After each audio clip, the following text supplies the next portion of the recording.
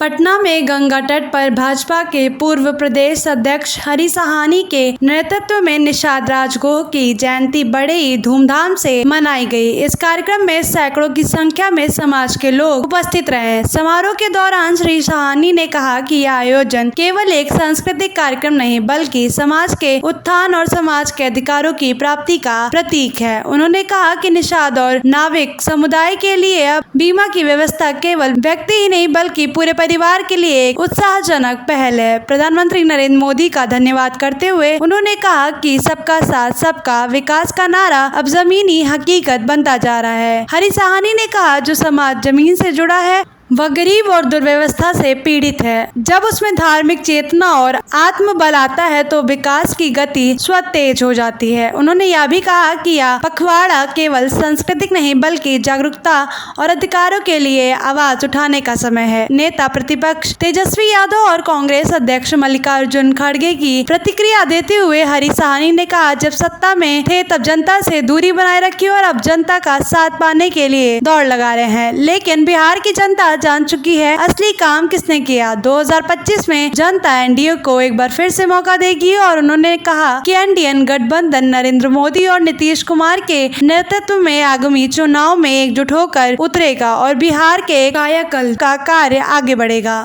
मिल ले ये आप कह रहे हैं कि वो मिल करके आए हैं, तो मिलना था जिस समय में वो सत्ता पर थे तो उनको जनता से मिलना था, वो मिले नहीं।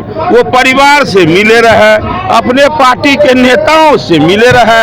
अब मिलने की बारी एनडीए का भारतीय जनता पार्टी का है कि वो जनता स्वतः उनसे मिलकर और 2025 में वो परिणाम देने का काम करेंगे।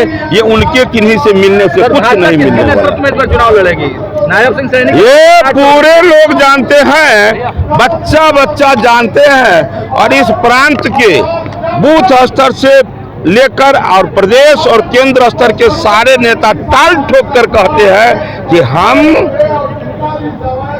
एनडीए गठबंधन के तहत आदरणीय नीतीश कुमार मोदी जी के नेतृत्व में हम लोग चुनाव लड़ेंगे। और इसलिए कि बिहार का कायाकल्प हुआ था। मेरा उद्देश्य व्यक्ति नहीं, पार्टी का उत्थान नहीं, बिहार का उत्थान है। इसलिए